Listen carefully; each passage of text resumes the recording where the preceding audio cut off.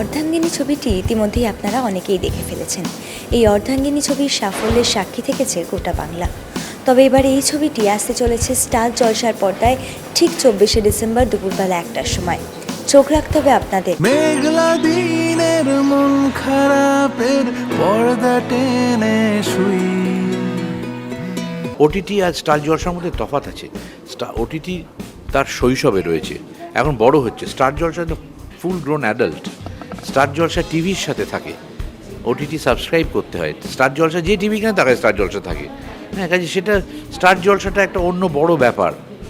কাজে সেক্ষেত্রে মানুষের ঘরে এমনিতেই পৌঁছে যাবে এবং একটা চমৎকার দিনে শুরু হচ্ছে। এটা একটা দারুণ উপহার। 24শে ডিসেম্বর দুপুর 1টার সময় মানুষ বাড়িতে থাকবেন, ক্রিসমাসের আগের দিন, তাদের সত্যি বড়দিনের বড় উপহার বলে না, এটা সত্যি তাই স্টার জলসার তরফ থেকে। যে আমরা খুব খুশি এবং খুব সম্মানিত যে স্টার জলসা এই ছবিটা ওই দিনকে দেখাচ্ছেন। এবং স্টার জলসাতে আমাদের সিনেমা দেখানো হবে মানেই আমরা জানি প্রায় 4-5টা ইডেন গার্ডেন্স যত দর্শক ধরে তারও বেশি একদিনে দেখবে। এভাবে হেরে যাই যে ঘুরে তাকাই কেমন যেন আর আসবো না। এটা এখানে নয়, যে কোনো জায়গায় যে কোনো প্রান্তে গেলে পরে লোকে বলেন। আমি গতকাল একটি ছবি শুটিং করছিলাম আউটডোরে বোলপুরে, সেখানেও মানুষ বলছিলেন যে অর্ধাঙ্গিনীর কথা দুর্দান্ত, অর্ধাঙ্গিনী খুব ভালো। অর্ধাঙ্গিনী খুব মানে হৃদয়কে ধাক্কা দিয়েছে ভীষণভাবে এবং সেটা একটা অদ্ভুত ডিসকমফর্ট আছে। সেই ডিসকমফর্টটা মানুষের প্রত্যেকের জীবনে কিছু না কিছু থাকে, তো সেই ডিসকমফর্টটা সবাইকে খুব নাড়া দিয়ে দিয়েছিল। সব ভূমিকম্পে বাড়িঘর ভেঙে পড়ে না, হ্যাঁ, কাজে এমন একটা প্রপার এপিসেন্টারে এমন একটা ঝাঁকুনি লেগেছিল, মানুষের ভিতরটা তোলপাড় হয়ে গেছিল।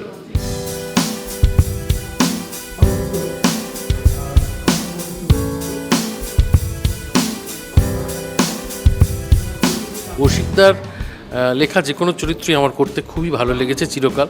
ওনার সাথে আমি 5টা ছবি করেছি পরপর, প্রত্যেকটাই খুব ইম্পর্ট্যান্ট ক্যারেক্টারে উনি আমাকে ভেবে লিখেছেন। কিন্তু এই চরিত্রটা আলাদা একটা জায়গা থেকেই, তার কারণ হচ্ছে এই চরিত্রটা কিন্তু ছবিতে গোটা ছবি জুড়ে রয়েছে এবং এই ছবির যে মূল দুজন স্তম্ভ চূর্ণী গাঙ্গুলি এবং জয়া আহসান, যারা দুজন অর্ধাঙ্গিনী একই মানুষের, যিনি কিনা অসুস্থ এবং সেই অসুস্থতা কাটানোর জন্য তাকে সুস্থ করতে এই দুজনকে এক হতে হয়। কি করে এক হবে, তার মাঝে একটা ব্রিজ হিসেবে এই কৌশিক সেনের ভাই সুকান্ত, এই চরিত্রটা এদের দুজনের মধ্যে একটা ব্রিজ। আমার সবসময় এটা লক্ষ্য ছিল যেন আমার অভিনয়টা কখনোই এতটাই উচ্চকিত কোনোভাবে না হয়ে যায় যাতে করে কখনো এদের দুজনকে ছাপিয়ে যায় এই চরিত্রটা এমন হবে যেমন ছবি দেখতে দেখতে মানুষ আলাদা করে নোটিস না করে এই ক্যারেক্টারটাকে, কিন্তু প্রায় সব সিনেই কিন্তু এই চরিত্রটা রয়েছে, নানাভাবে গুজে দেওয়া রয়েছে, ঢুকে রয়েছে, কিন্তু কোনোভাবে যেন আলাদা করে বেশি প্রভাবিত না করে দর্শককে। এটা আমার লক্ষ্য ছিল এবং আমার মনে হয় যে সেটা আমি সফল হয়েছি। কারণ দর্শকের আলাদা করে একে খুব উপস্থিত বলে মনে হয়নি ছবিতে, কিন্তু ছবি থেকে বেরোনোর পরে একে অস্বীকারও করতে পারছে না। এটাই আমার লক্ষ্য ছিল এই চরিত্রটার ক্ষেত্রে। এতগুলো বছর তো থাকলাম, এবার যাই। শোন, ভাল লাগছে না।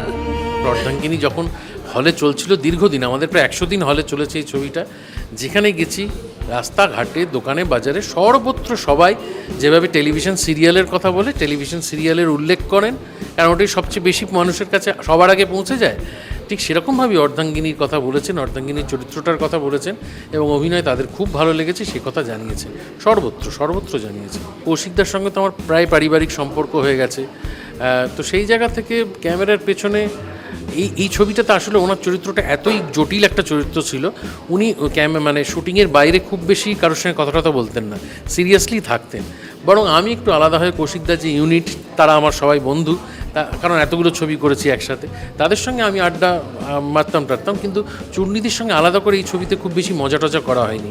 বরং এর আগের ছবিটা কাবেরী অন্তর্ধান আমরা নর্থ বেঙ্গলে শ্যুট করেছিলাম, তখন অনেক আড্ডা হয়েছে।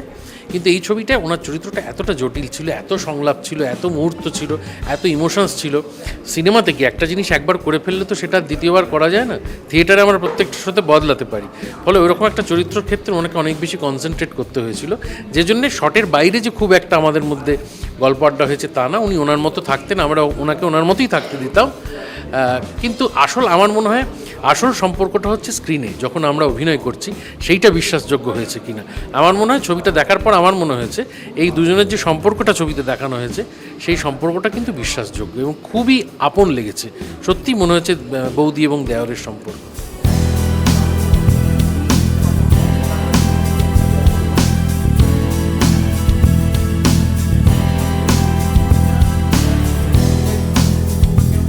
জার্নিটা খুব ডিফিকাল্ট ছিল, কারণ খুব ইমোশনাল টার্ময়েলের মধ্যে দিয়ে যায় আমার চরিত্র। সে একজনের প্রাক্তন স্ত্রী, এবং যখন মানুষটি অসুস্থ হয়ে পড়ে এই স্বামী, তখন তার বর্তমান স্ত্রী এই প্রাক্তন স্ত্রীর কাছে চলে আসে সাহায্যের জন্যে, নানাভাবে যদিও হেল্প করে দিতে পারে। কাজে একটা মানুষকে যে মানুষটাকে জীবন থেকে দূরে সরিয়ে দিয়ে এই স্ত্রী একা থাকার চেষ্টা করছে, সেখানে হঠাৎ তার পুরনো পাস্টটা চলে এলো, তার সঙ্গে সেই বর্তমান স্ত্রী এসে উপস্থিত। সে সুন্দরী, সে ব্যক্তিত্বময়ী, সেই মানুষটাকে রোজ তার মিট করতে হচ্ছে, কথা বলতে হচ্ছে, তাকে হেল্প করে দিতে হচ্ছে।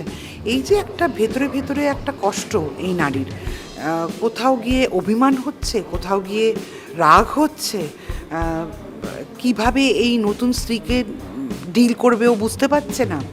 একটা ইমোশনাল ক্রাইসিস তো যে কোনো মেয়ের পক্ষে, কারণ আমাদের ছবিতে এই সংলাপটা ছিল যে কোনো মেয়েই এরকম একটা পরিস্থিতির জন্য প্রস্তুত থাকে না।